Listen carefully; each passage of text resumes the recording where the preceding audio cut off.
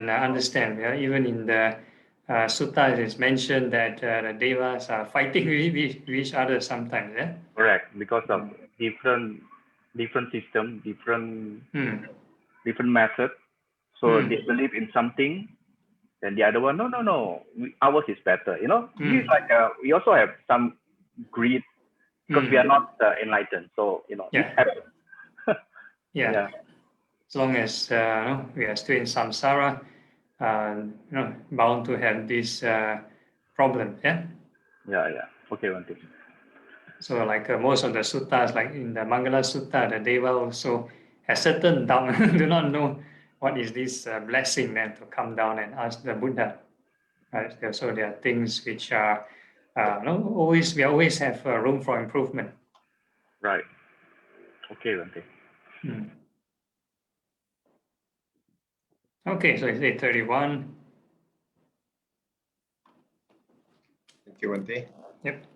Sugioto and good evening, everyone. Welcome to MSBS Weekly Guided Meditation by Phra Goh.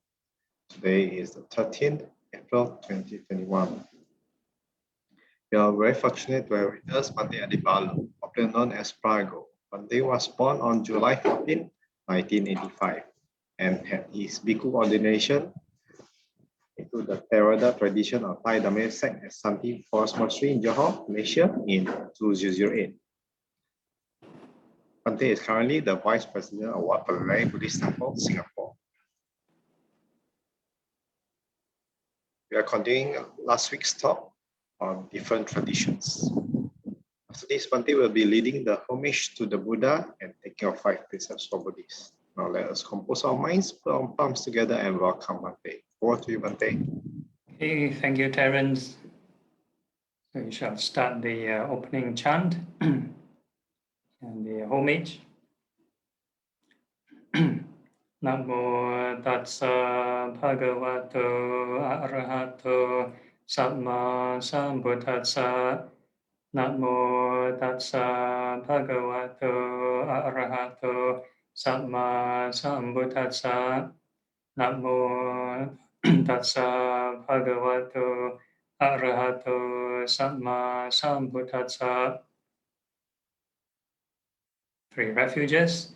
Buddhang saranang gacchami, Dhammang saranang gacchami, Sanghang saranang gacchami, Dutiyampi Buddhang saranang gacchami, Dutiyampi Dhammang saranang gacchami, Dutiyampi Sanghang saranang gacchami, Tatiyampi Buddhang saranang gacchami, Tatiyampi Dhammang saranang gacchami, Tatiyampi Sanghang saranang gacchami.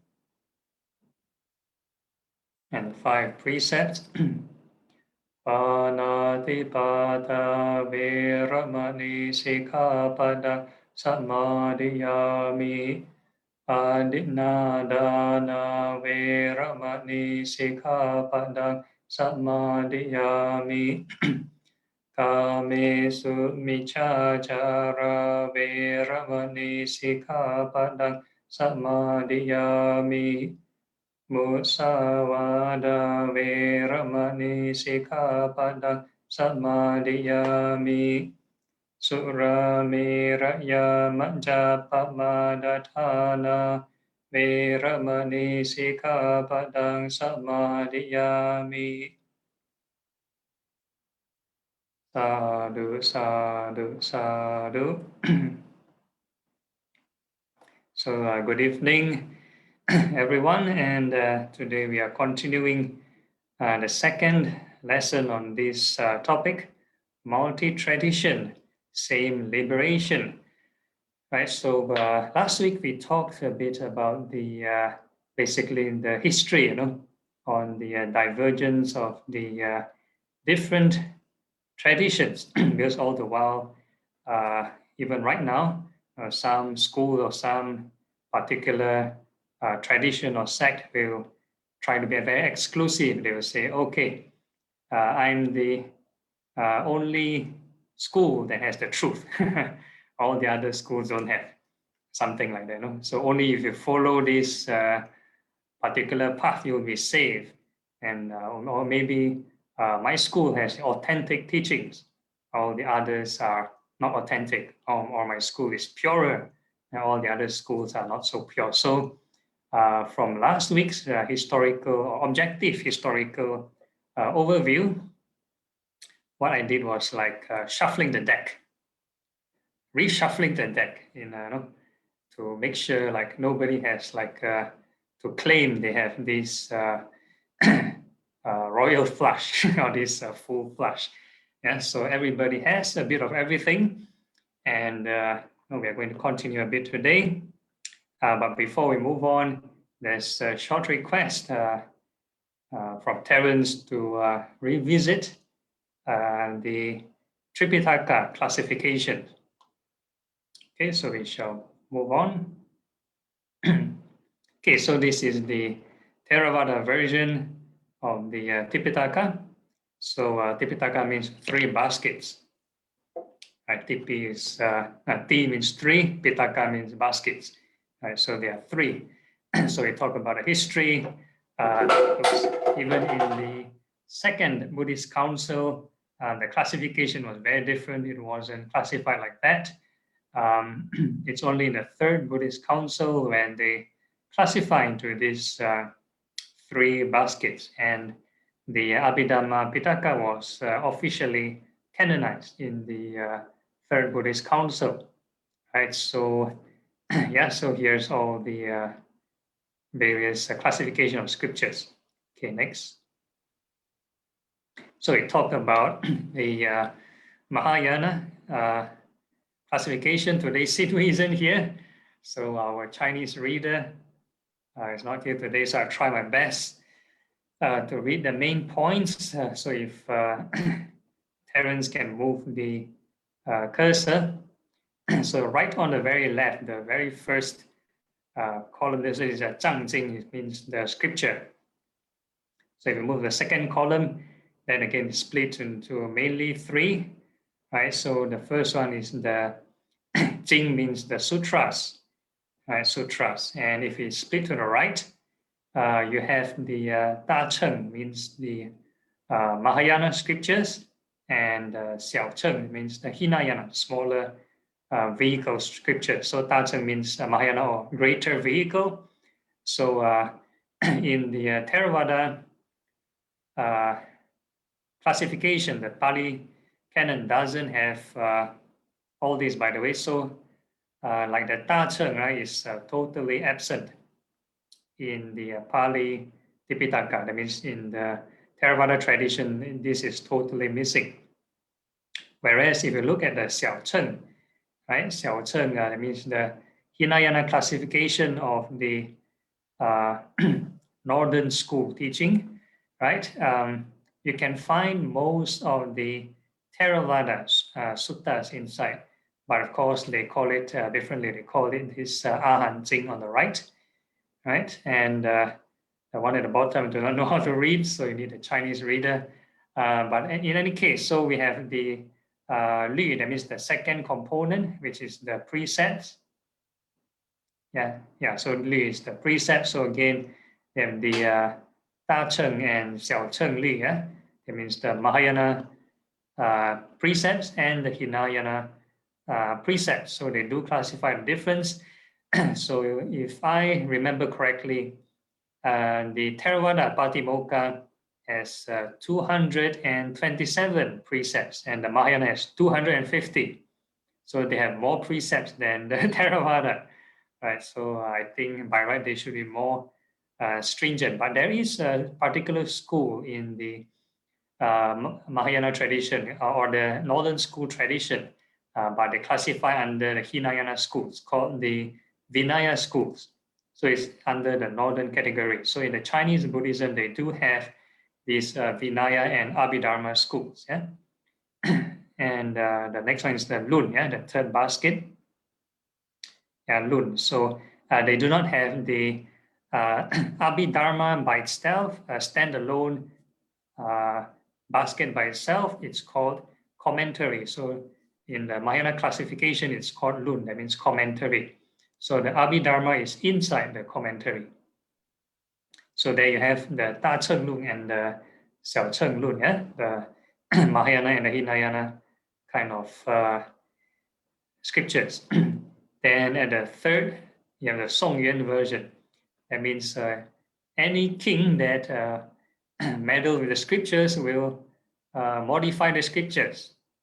So it doesn't matter which king, the king right from the start, from the first Buddhist council probably, this King Ajatasattu, all the way, obviously to King Asoka. He transformed the classification and probably added lots of commentaries, all the way to the Chinese emperors. They also modified the scriptures. And even, let's say, you talk about the Tibetan scripture, because Tibetan Buddhism, right? How do you call it? The transmission of the scriptures come from India to Tibet directly. They don't go through China. So although it's classified as Northern School Buddhism, they have some slight differences in the Chinese canon. So there are some differences. Okay, next.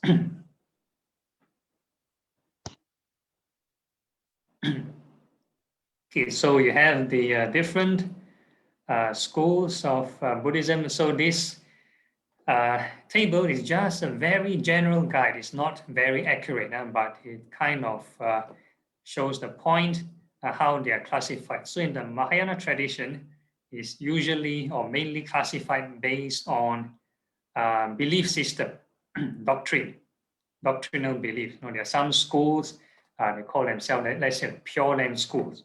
So the Pure Land schools were based on the Pure Land scriptures in the Mahayana scripture of Buddhism, right? Pure Land school. So whereas in, let's say, the Theravada schools, the Theravada school is usually classified based on country. So you have like the Burmese tradition or the Sri Lankan tradition or the Thai tradition. And if you want to go specifically into teachings, then maybe you have the maybe Mahasi tradition or the forest tradition and that kind of stuff. So, so you can classify on either by the political structure, which is administrative structure by the country, or you can talk about doctrinal beliefs based on the whatever scripture or the set of practices which are in common. So these are normally how the schools are divided. Right? So in the Mahayana Buddhism or Chinese Buddhism, not so much on the country, because most of the Northern School Buddhist countries don't really officially call themselves Buddhist countries anymore. Yeah, maybe a few, maybe Bhutan or something. Yeah, whereas most of the Southern School Buddhism officially, may still call themselves a Buddhist country. So they run themselves, at least they have some political or administrative kind of backing. So this is how they want to identify themselves, like a Sri Lankan tradition or maybe a Thai tradition, something like that. Yeah. Okay. So so there's pros and cons. So if, let's say, a system is not really governed by the political administration, then it's easier for them to propagate internationally. They don't have so much restrictions. They can spread easily and go international. But if you have binded to a certain country administratively, then there's certain restrictions, there are certain protocols to adhere to, and not so easy. Let's say for China, for example, this is one extreme case. So if China, let's say, is very well guarded, it's very hard for the China's brand of Buddhism to spread internationally. They also don't want so much of foreign influence, for example. Yeah? And one contrast maybe is Taiwan. Taiwan is the opposite example. Then you have like Phra Goh or Phra Goh. They go international. Probably they don't really have like a government body to over-regulate their affairs. Yeah. So these are the pros and cons. Okay. So anyway, so I probably, like Terence, will always introduce my bio at the beginning of the session, so you can see from the Thai tradition. There's this Maha and the Thammayut Nikaya, right? The Thammayut movement and the Thammayut. So it's this again. I mentioned it's a very general description. It's not a very accurate depiction. So in Mahanikaya sect, there's also city and forest traditions. One example is like, for example, Ajahn Chah's tradition is from the Mahanikaya sect. Yeah, so Ajahn Chah is also a forest tradition, and let's say Ajahn Mun's tradition, so-called father of the forest tradition, is from the Thammayut Nikaya. Right, so both sects have both forest movements and city movements. Right, so it's very inaccurate to say that based on this diagram that only forest tradition belongs to the Thammayut. Yeah. So similarly, there's lots of forest traditions in the other schools as well. Same with the Mahayana tradition. There are monks who so-called meditate in the forest or in a cave. So these are individual preferences. But if they get to a bigger crowd, bigger movement, and then you end up being like another tradition. So tradition have many very different definitions. So tradition in the sense of the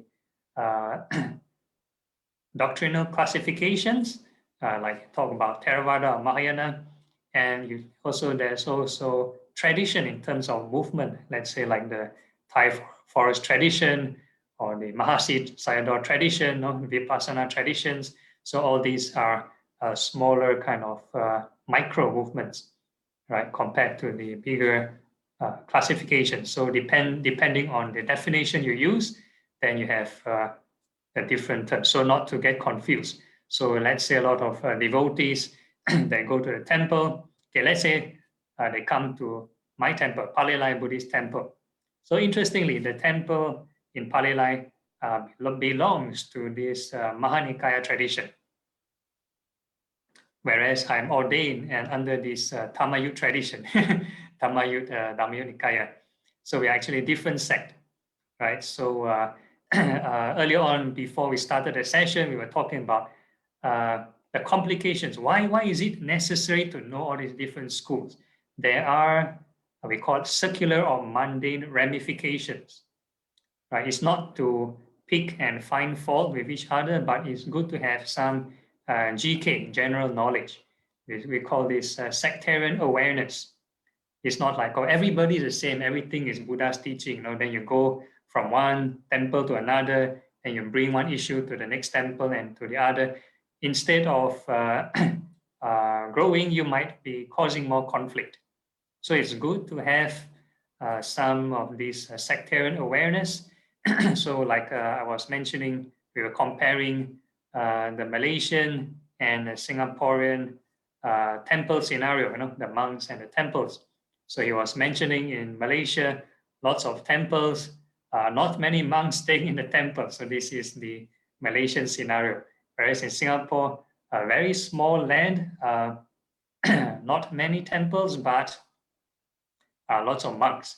And because the initial founders of the temples or monasteries were probably like from the foreign country when they first set foot in Singapore, and they set up the temple or the monastery. So normally they will bring in their own monks. So sometimes when new monks want to ordain, unless you go through that temple, they might agree to have a housing for you, have a room for you. But most of the Singaporean monks initially, they're like the pioneer batch of Singaporean monks. They start off like very naive and very innocent. And when there are these foreign Dhamma Duta monks, these Dhamma propagation monks coming to give lectures in Singapore just for temporary duration, and they leave and they go back to the country. And these Singaporeans are so inspired by them. And they follow them to the country and they get ordained. And once their visa expired, they come back to Singapore, no place to stay. All the temples in Singapore belong to a different school or different tradition. Then don't allow them to stay. Then how? Yeah, so some of them may have to stay in a HDB flat, or if they do not have any support, some of them, who knows, might even disrobe and that kind of stuff. So that was like the pioneer batch issue. So I've been sort of giving advice to whoever wants to ordain, always go through the local temples first. Go through the local temples. See whether they have room for you. If they have no room for you, then very difficult. Because if you have to stay in a very secular kind of setting, then you have to worry about livelihood, how to maintain the flat, the housing, the electrical fees. So it's like, what's the point of ordaining? You need to worry about paying all this, then kind of affect this livelihood of monastic. Yeah. So instead of focusing on practice, you need to focus on making money. So that will be the issue. So in a lot of temples, a lot of committees, the lay committee, the lay persons will be the one worrying about the money, about the administrative issues. And the monastics can go about focusing on their spiritual aspect. So if you do not have this kind of support, this kind of relationship, then very difficult, right? So again, and this is just logistics and accommodation. Then we talk about practices and beliefs. So it's good to know that different schools practice differently. Like certain schools may not focus so much on samatha or concentration, and some schools may be focused more on samatha. Some schools focus on both, yeah, for example. And even within the schools that focus on, let's say, vipassana or insight meditation, there are differences, different methods and different styles, different interpretation. So it's very common if, let's say, these micro tradition, micro movements that want to grow in their following, it's very natural to say that they will stick to the system and they don't really welcome other schools of system. They will sort of, how do you call it? We have certain level of exclusivity, yeah, to say that their particular lineage or tradition is correct, and the others may not be so correct. It's a bit of marketing, yeah. So even for my classes, the same. I promote this late Venerable Amata Gavesi style of teaching. Although I do acknowledge whatever comes from the suttas, I will agree, yeah. And the only thing I sort of disagree is some of the post-canonical kind of contradictions in the suttas. Other than that, anything from the sutta I'm fine, even if it's not from my style of practice. So we have all these different schools. And next. Okay, so this again, you may have seen it before in some of the previous talks. These are like the 40 post-modern Theravada classification. In the Visuddhimagga, there's 40. In the Vimuttimagga, the book before that, there's, I think, 38 or 36, I can't remember. And in the suttas, there are even more, yeah? So like contemplation on old age, contemplation on sickness is not inside, yeah? Contemplation on separation from what is dear and beloved, also not inside. So again, I will say that 84,000 Dhamma doors. So just to open up the diversity thing, yeah. Okay, so okay, just talk about just these 40. We can find actually many commonalities. We've discussed about the mundane, right? The diversity of the different traditions, and within the context of the doctrine in terms of the theory, what I can say is there's lots of these commonalities, or it should be in line with the scriptures or the authenticity of the Buddha's teaching. So we move on to the right column. You can move the mouse, contemplation of the Buddha. So if this is official Buddhist practice, and all traditions will more or less have this. All traditions. Right, when we think of the, when we take refuge, Buddhang Saranang Gacchami, right, Theravada has this, Mahayana also have this, right, Namo Pansasitya Moni form. But if you talk about the extra Mahayana scriptures, they talk about other Buddhas, even better, they have more. They have Amitabha Buddha, Medicine Buddha, and so on. So they have more Buddhas, but the whole idea is contemplation on the Buddha's qualities. So by contemplating on the Buddha's virtue, you're actually heightening your wholesome karma, your mental frequency, yeah? Your consciousness to a higher level. So this is the practice, regardless of tradition, right? This is the unifying factor. And the Dharma, the same thing, Four Noble Truths, right? We have the suffering, cause of suffering, cessation, and the Eightfold Path. So even the different divergent schools or the different sects have different interpretations here and there of the final points, but we can all agree the Four Noble Truths, and we can contemplate on the basics, right? The Dhamma Anusati. So if you want to talk about the six Anusati, the six recollection, I'd like to quote this Mahanama Sutta.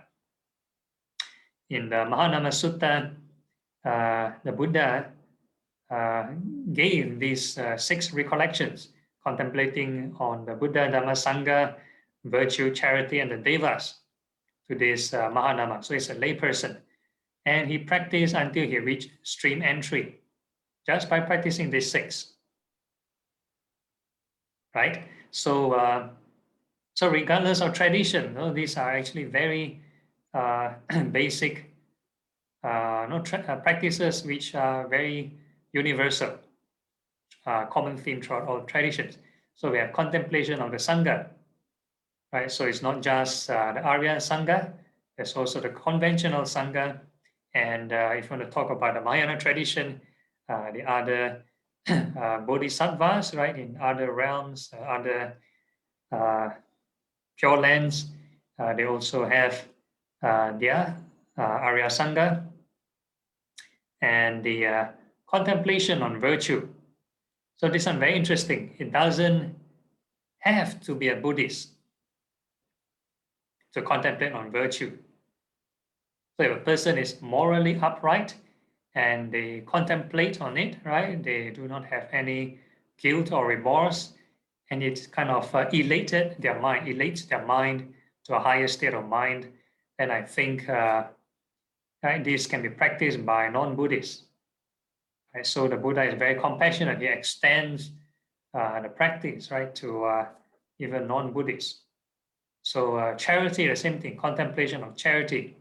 Anybody can practice charity, right? You don't have to be a Buddhist to practice charity.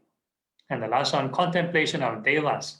So if a person is of monotheistic faith or polytheistic faith, right, they can contemplate on the devas, the qualities of devas, all the virtues of their god or gods or goddesses. And by contemplating their virtues, they also raise their consciousness, right? And these are the very, I find it very positive, very unifying. And we have lots of other themes. Most of the meditation objects are actually pre-Buddhist, right? The Hindus who are already practicing most of it, like the four elements, four Brahma Viharas, which we covered last year on the Mettang Sutta. They also practiced that long ago. And the contemplation on the charnel ground, these are very open practices, right? And so these are all the many, many practices. Okay, next. Okay, so I think I end at the previous slide. This one I'll go through the next lesson. So it's 9 o'clock. I stop the theoretical sharing to have more time for the Q&A. Any questions on the ground or on the comments on the Facebook? Yeah. Ante, I have a question. Oh, yes. Yeah. Can you say something about Nichiren, which is, I think, I don't know. I heard it's a little bit very different. I don't know, but okay. what do you think about that? Yeah. So Nichiren school actually falls in terms of doctrine, falls under the Mahayana tradition. They are using this Lotus Sutra, right? Lotus Sutra. So again, there are some controversy. Maybe certain schools may condemn certain schools here and there, right? I'm not sure which one. Is it Nichiren or Soka or whatever it is? There are certain schools that doesn't have monastics.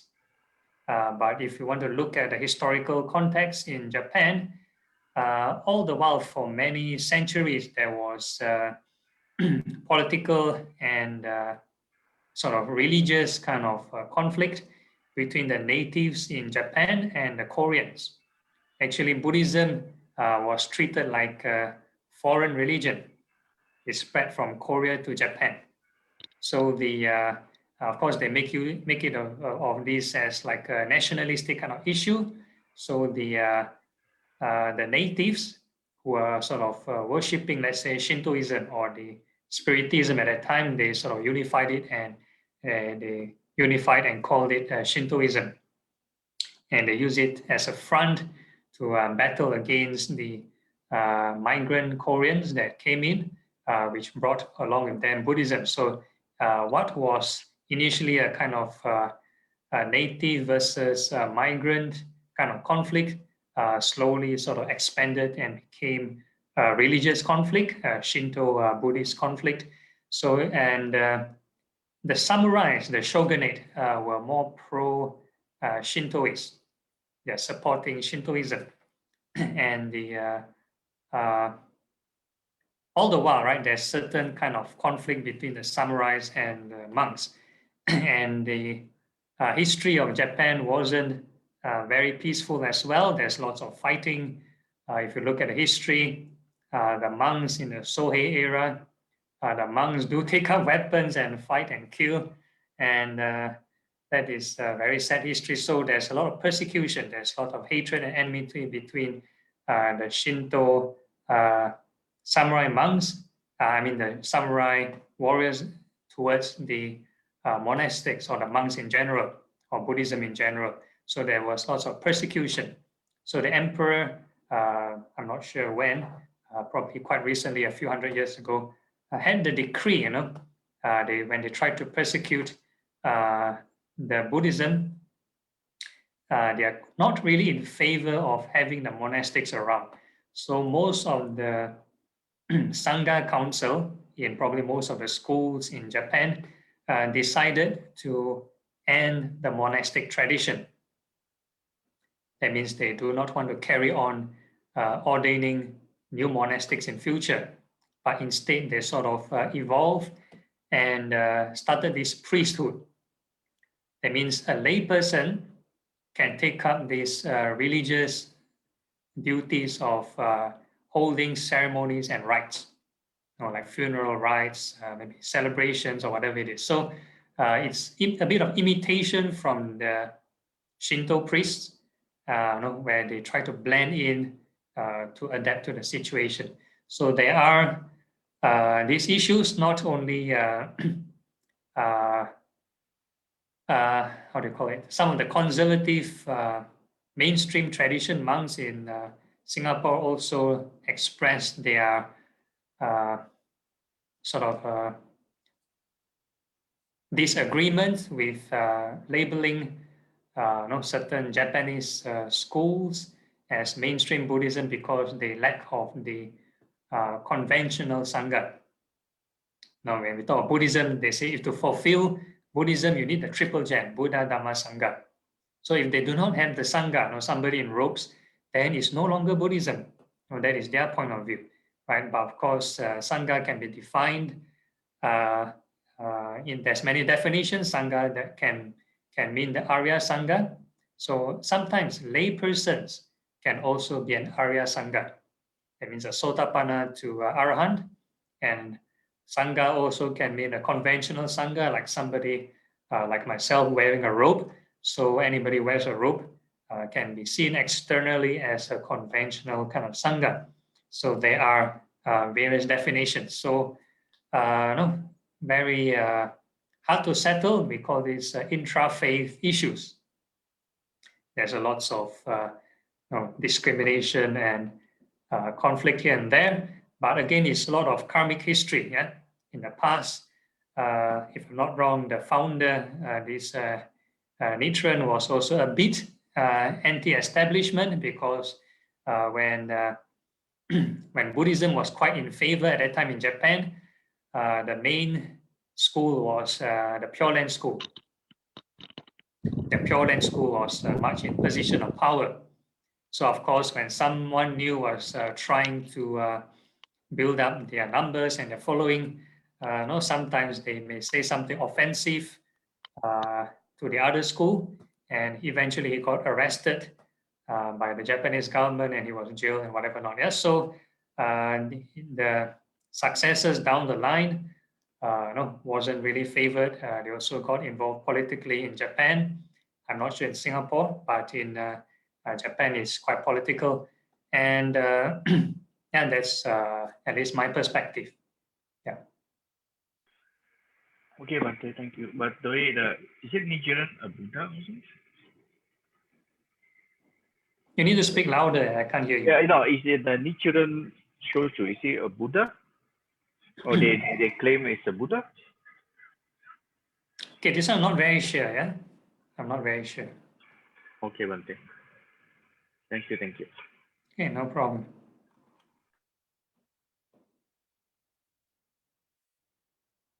Okay, any other questions?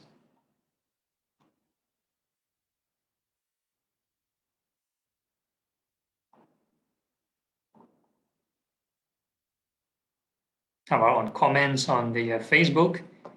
No? Okay, if there's no questions, then we have a short 5-minute break before we come back. All right, so it's 9:07, and we'll be back 9:12, yeah?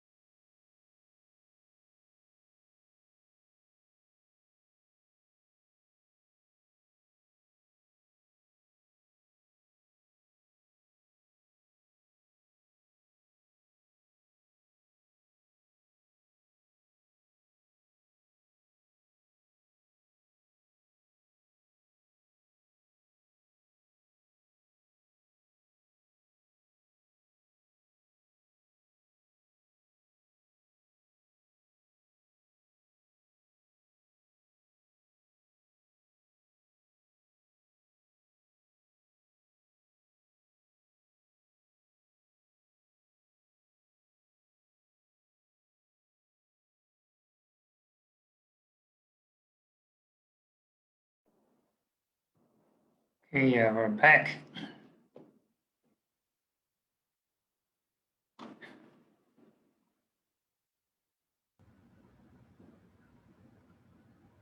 Hi, Evelyn. Good to see you join today. Okay, so with regard to Jan's comment earlier, you asked a question, whether did Nichiren call himself a Buddha. So I'm not sure, whether he did say it, but this is a very common theme, to pick fault or find fault with another's tradition, because we have this interesting saying, a monastic cannot reveal their attainment, But interestingly, there are many devotees, lay devotees, that want to promote in their particular school, and they call their teachers or their gurus a Buddha or a living Buddha or whatever it is, or enlightened or an Arahant or whatever it is. So it's very common throughout all the many schools. Yeah. So this is all across the board.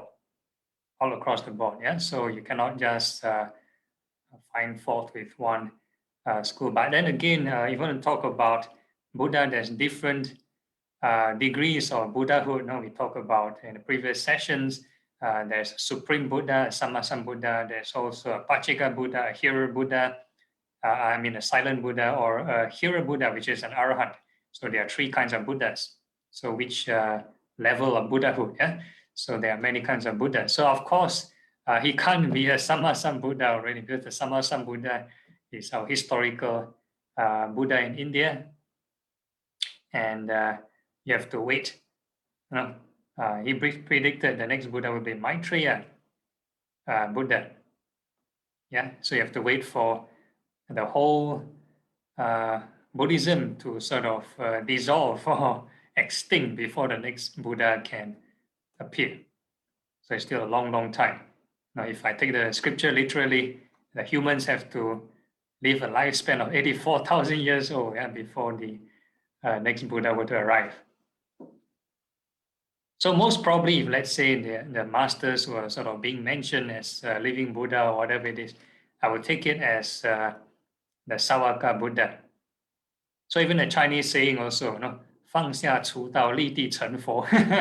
Put down the butcher's knife, you will immediately become a Buddha. Yeah, it's like a very common saying to stop running, stop chasing, stop aversion. I think comes from the story of Angulimala. Yeah, and I don't know what kind of fall, what kind of enlightenment. So again, even if you want to go back to the Theravada Suttas, there's a lot of terms being interchangeable. Sometimes the Buddha used Tathagata for an Arahant also. An Arahant's mind is equivalent to a Tathagata. Yeah, so which term to use for which? Yeah, so it's very common. Yeah.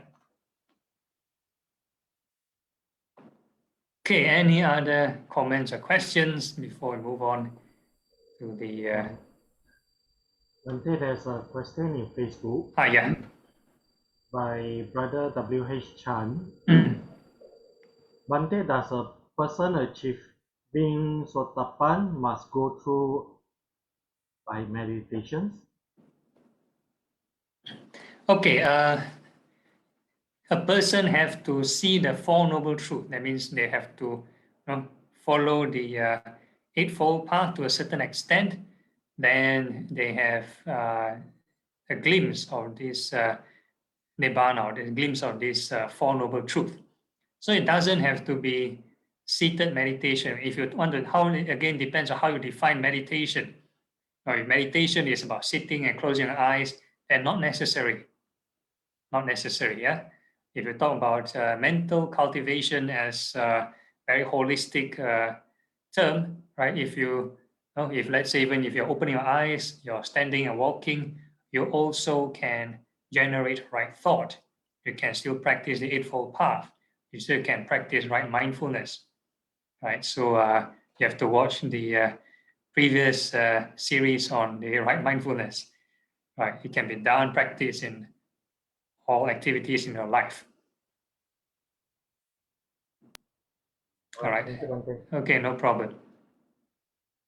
Any other questions? Okay, so if not, then we can sort of start the practical session.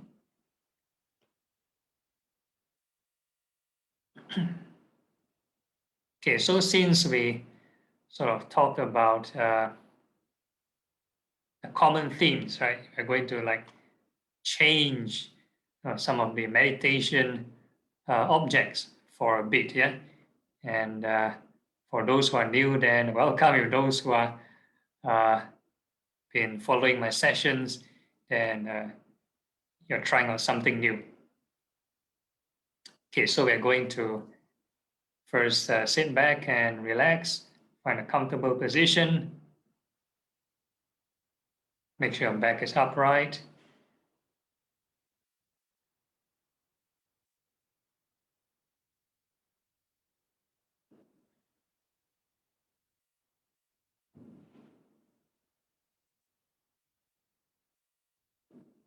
Okay, so we talk about the different kinds of recollections. So starting off with a bit of self-reflection. No? Have I been observing my precepts well today?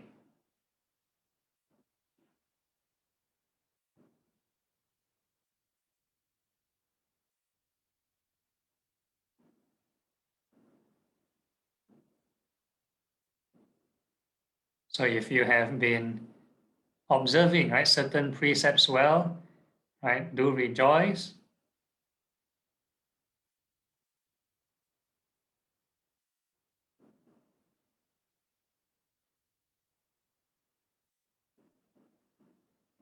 So we're starting off the good ones first, huh? So rejoice in the positive ones first, whatever precepts you have, or religious vows you have been observing, that you think you have fulfilled them very well, then you rejoice. Yeah?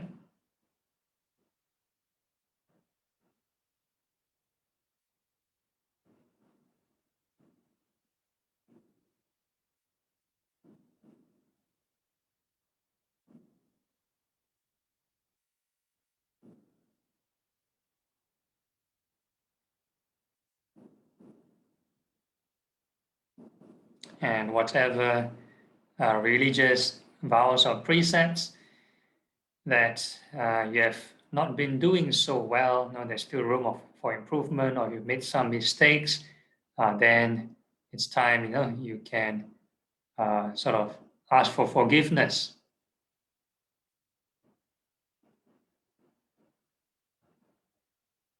Ask forgiveness from the triple gem, right, or whatever deity you believe in.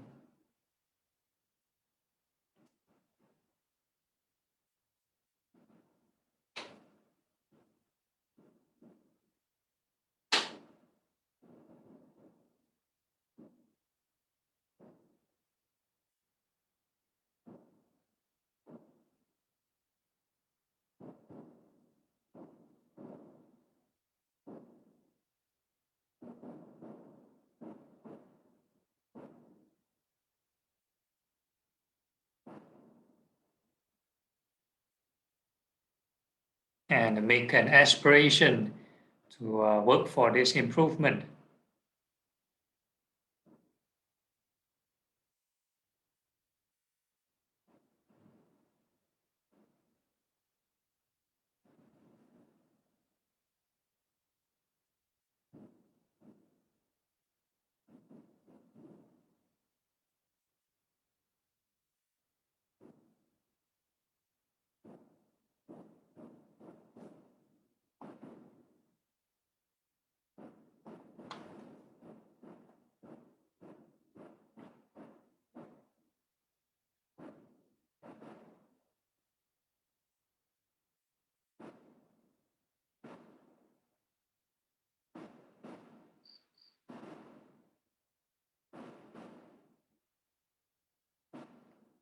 Okay, and we're going to move on and start to reflect on all the positive things you have done, this Jaga Nusati, contemplation on charity or whatever good you have done throughout the day or for the past week.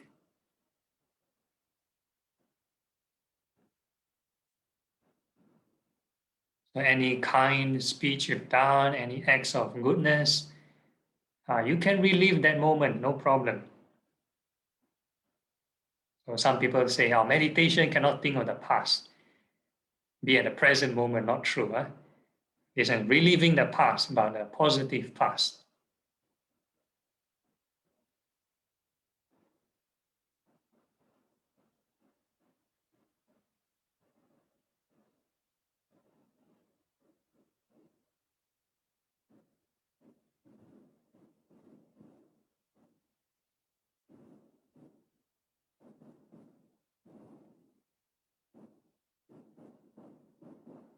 So the whole idea is not to add more to the story. Whatever happened, you just remember as it is, and then you move on to the next positive act.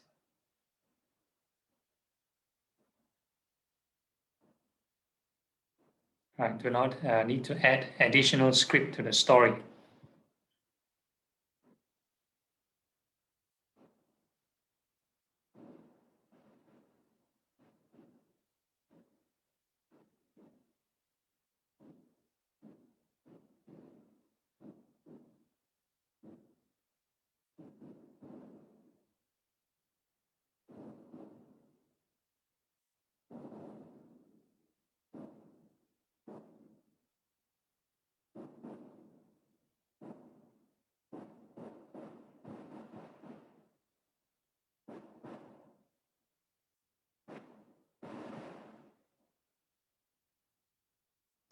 Right? And we are going to rejoice in the goodness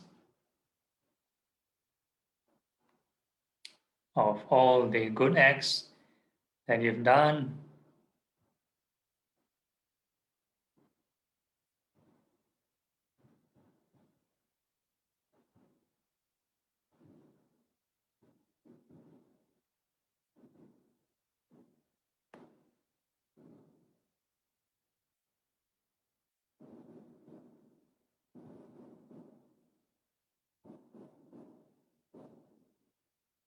And we are now going to extend to all beings above, below, and all across. Don't need to purposely push your attention, no need to purposely visualize. Any form of deliberate visualizing is actually kind of stereotyping. So we want these all beings to be as boundless as possible. We have no idea how the universe looks like or how all the other devas or beings in every life form looks like. So we just mentally wish all beings. Right? And we are going to rejoice also in all their good actions.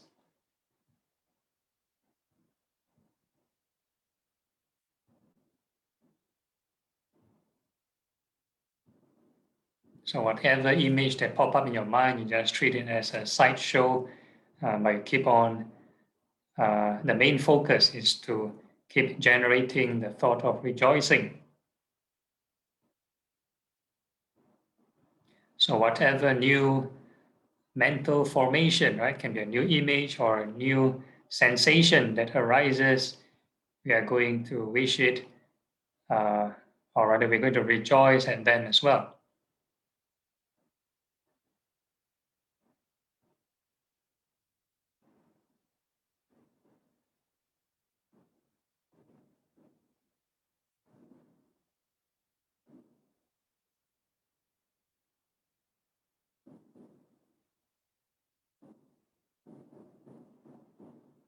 I rejoice in able to perceive the Dharma, this phenomenon, arising and passing away.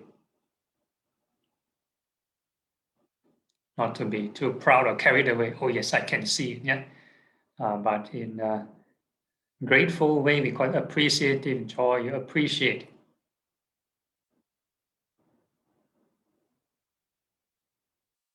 It's not that we are able to see it all the time, but if you can see it all the time, then very good. But now in this more calm and focused state of mind, if you can observe it, well and good, and appreciate this moment.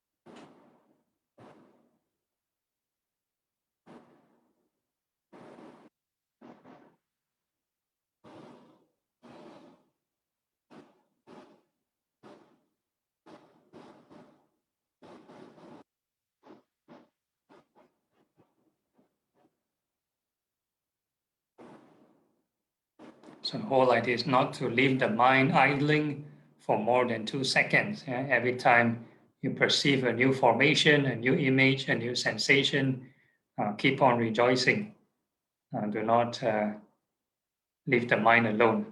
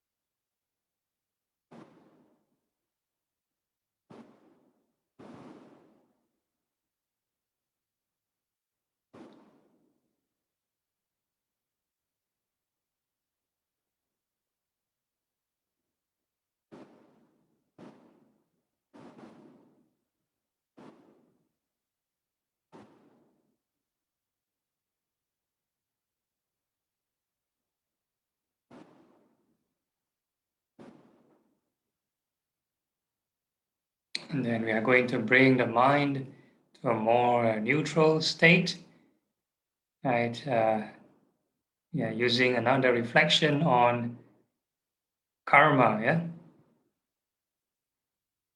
So whatever new sensation, new formations, anything that's pleasant, that is good karma ripening. Any unpleasant sensation, then that is bad karma ripening. So basically all beings are subject to their karma, owners and heirs to their own karma. Right? So whatever we've done throughout the day or throughout many lifetimes, right? The good precepts or bad observance of the precepts, right? They will sort of manifest every moment. They'll ripen every moment. So we have to take it in a very equanimous mind, very neutral mind. So every moment you have to keep reflecting on karma.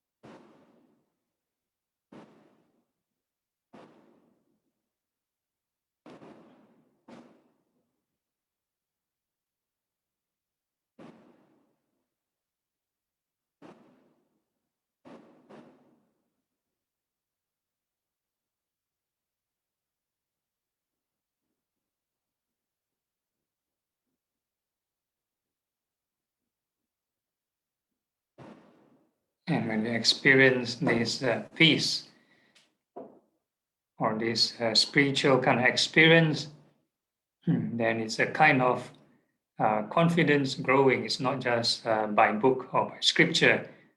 Scripture says so, yeah. So it's a first-hand experience. So this is tasting the Dharma, experiencing yourself. So this is actually a kind of living and recollection of the Dharma, yeah, the triple gems.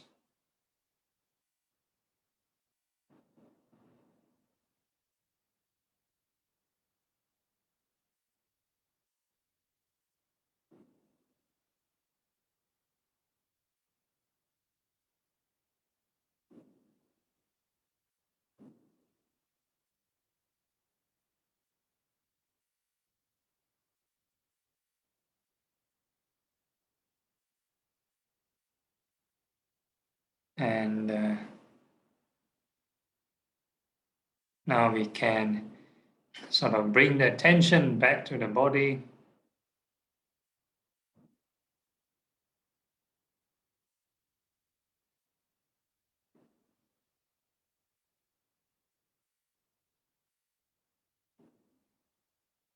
And let our mind kind of freestyle. Yeah? That means there's no need to deliberately fixate your attention to any specific point or area, or there's no need to deliberately direct or send your mind in any direction. So we let the attention freestyle, let it move around naturally by itself. So the whole idea is observe the 5 aggregates, yeah, how this consciousness move around through the 6 sense bases, move around your eye, ear, nose, tongue, body, and mind.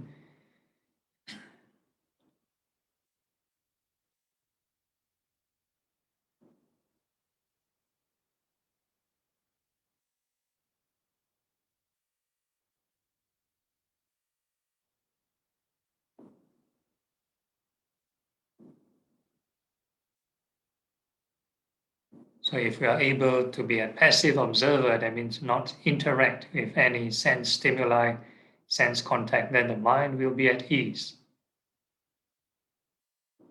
So how to do that? Right. One way is to have some loving kindness first. Whatever arises and pass away, we wish it well and happy.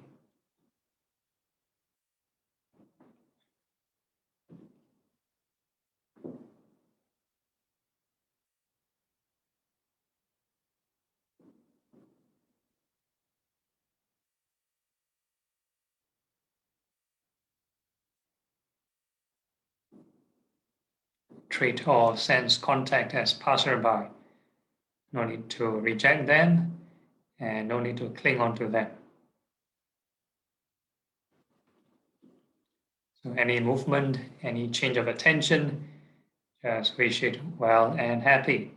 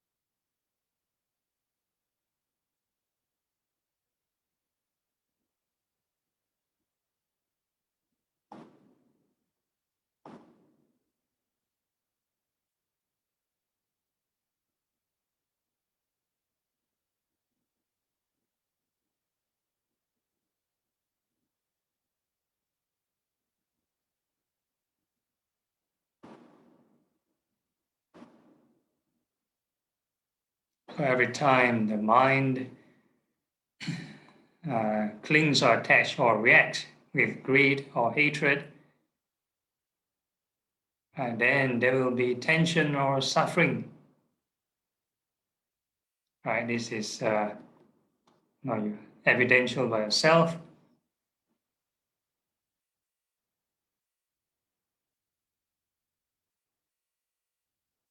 So it can arise compassion. May all formations be free from suffering.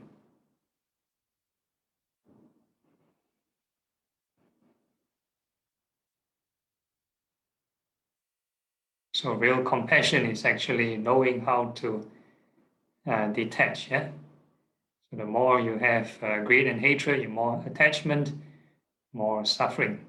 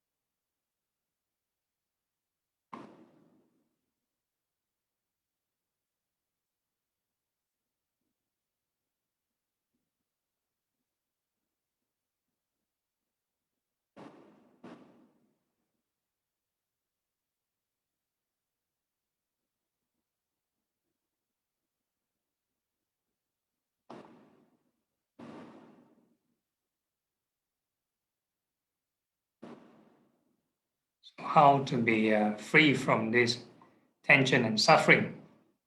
You need to apply this reflection on impermanence.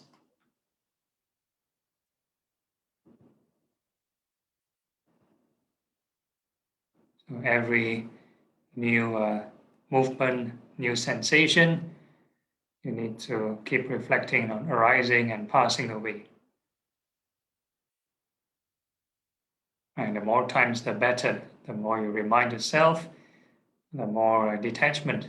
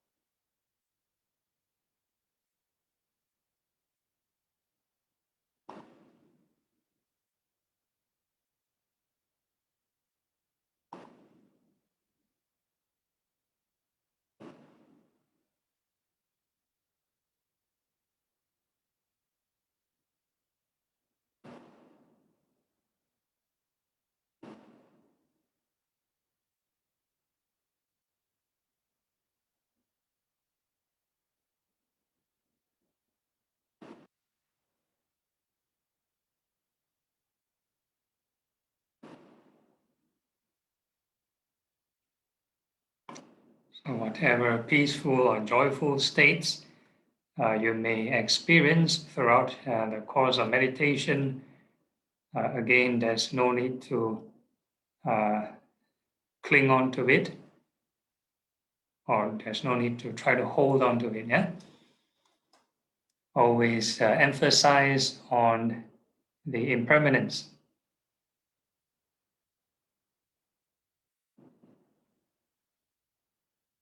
Whatever comes is just a bonus.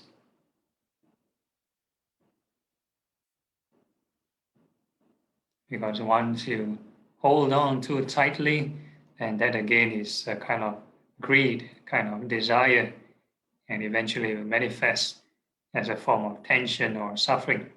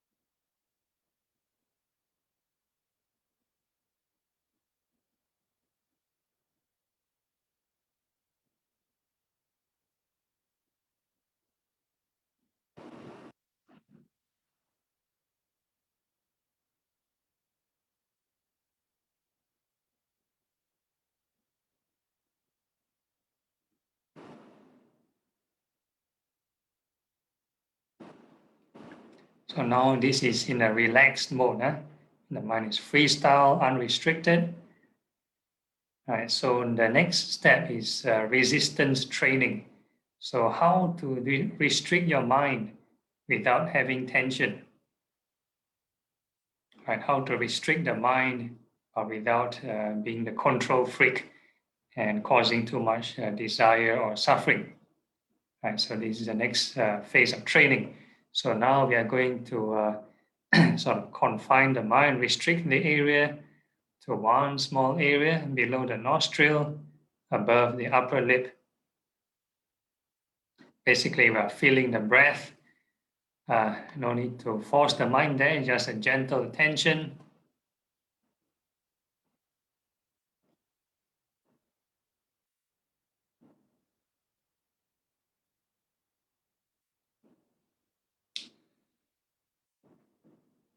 So again, we observe the impermanence. No need to control the breathing. Let your in and out breath be your natural reflex action.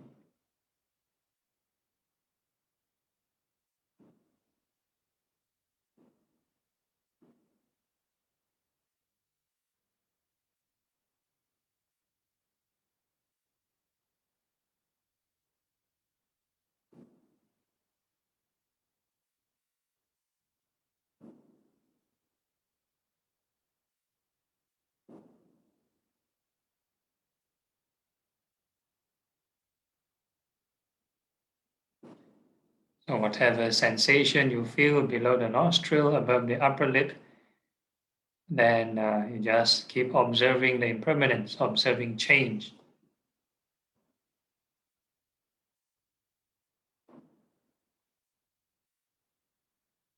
Observe all the sensations arising and passing away.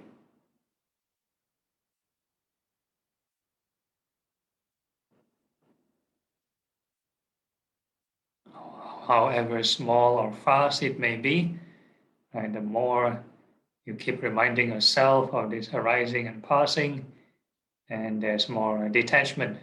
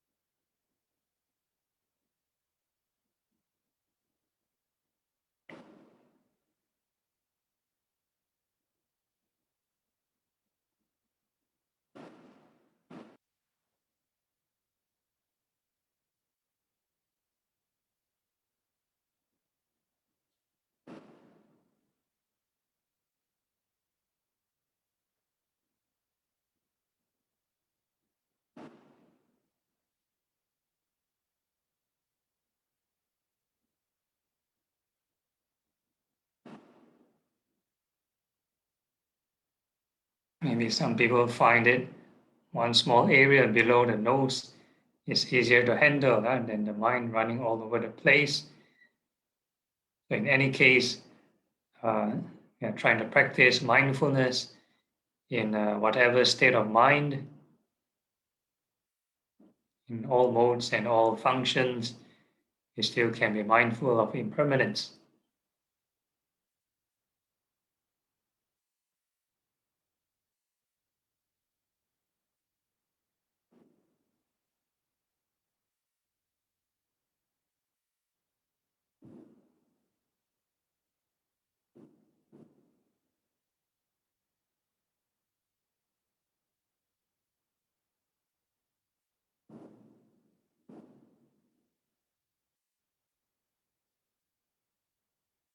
And next we are going to think of the body. So basically you can feel from head to toe, right? Wish your entire body well and happy.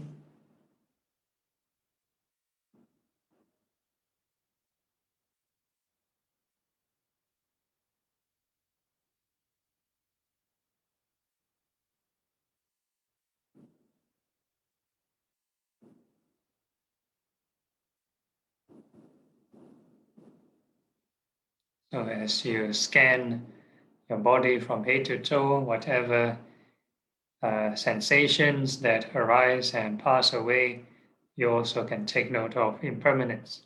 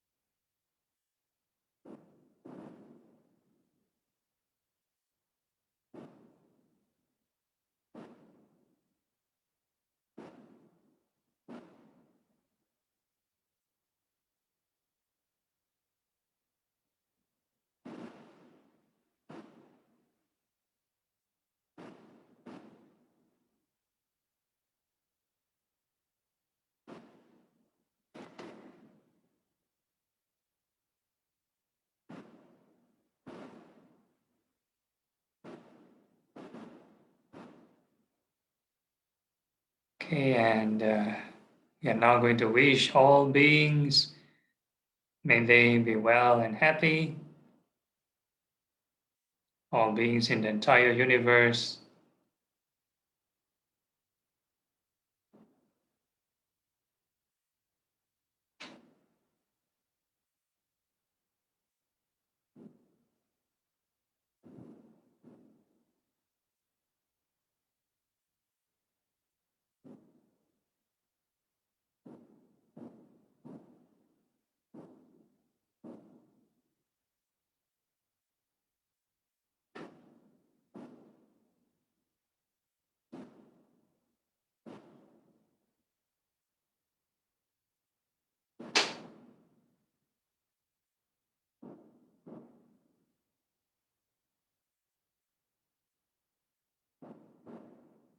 And before we sort of conclude the session, I'd always like to give a gentle reminder from the Karaniya Metta Sutta. So if a person were to maintain mindfulness of this boundless loving kindness, be it standing, sitting, walking, or lying down, and this is the highest kind of practice. So with that in mind, we can physically conclude the session, can open our eyes, but mentally it's always having this mindfulness.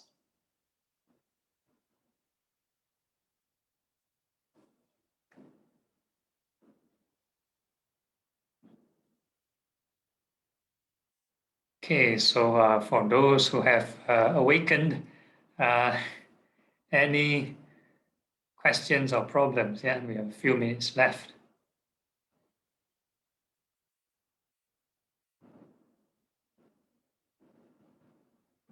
All good?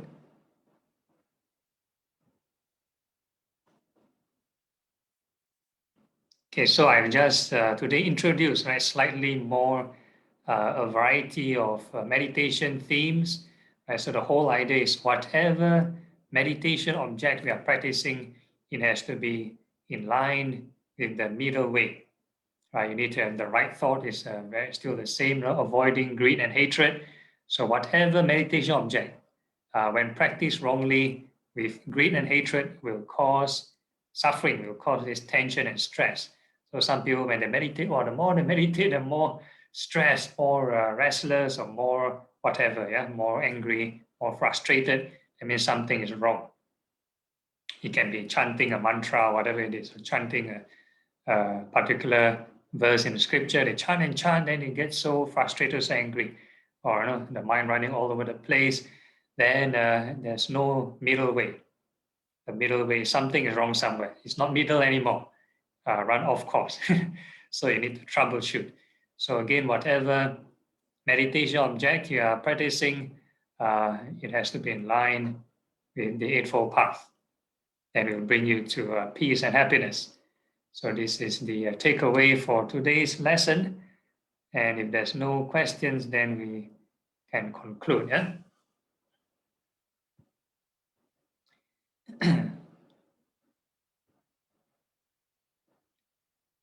Yeah. So also forgotten to mention today is New Year for many cultures. Many these Sri Lankan, Myanmar, Thai New Year. Yeah? So for those who are celebrating, Happy New Year to you all.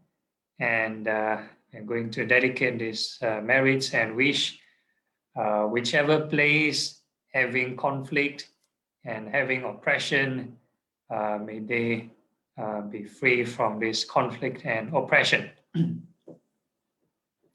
Okay. Akasata cha bhumata devanaga mahitika punyang tang anumoditva chirang rakantu loka sasanang etavata cha amhihi sampadang punya sampadang sabbe deva sabbe puta sabbe sata anumodantu sabba sampati siddhya. Transference of merits to the departed. Idam me nyatina hotu, sukita hontu nyatayo. Idam me nyatina hotu, sukita hontu nyatayo. Idam me nyatina hotu, sukita hontu nyatayo. Aspiration, imina punya kamena, mame bala samagamo. Satang samagamo hotu yavani banapatiya. Sadhu, sadhu, sadhu. Okay, so any announcements from Terence? No announcement, Bante. Okay, if not, then see you all next week and good night. Thank you, Bante. No problem. Bye. Sadhu, sadhu. Okay, bye.